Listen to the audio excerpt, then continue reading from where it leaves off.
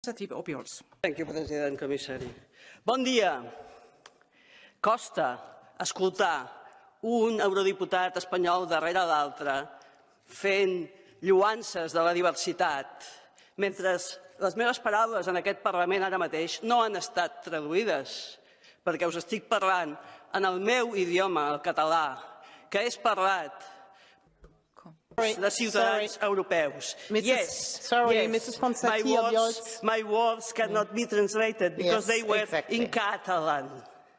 Millions of European citizens are being treated, even in this Parliament, as second-class European citizens. We're second-class, yes.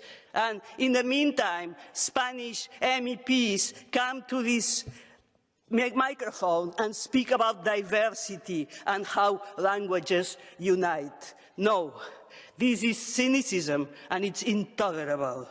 The truth is that the European Union underpins the position of national majorities in each member state and works against, not in favour, of regionalised minority groups. Until we get self-determination in the European Union, our rights will not be respected.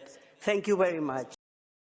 Pero lamentablemente, después de escuchar a la señora Ponsatí, no puedo sino denunciar varias cosas. Lo primero, la señora Ponsatí es una prófuga de la justicia española y lo es precisamente por haber querido alterar el orden constitucional. En segundo lugar, que precisamente los niños que hablan español y que quieren ser educados en español en Cataluña son precisamente aquellos a los que no se les reconoce ese derecho.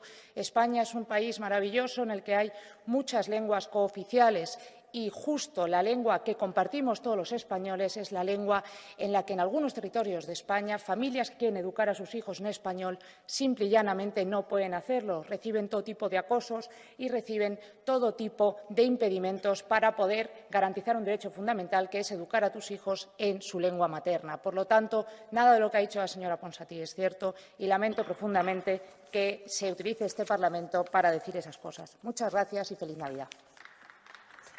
Thank you very much, President. No, I just want to reply to lies that we've heard a few minutes ago.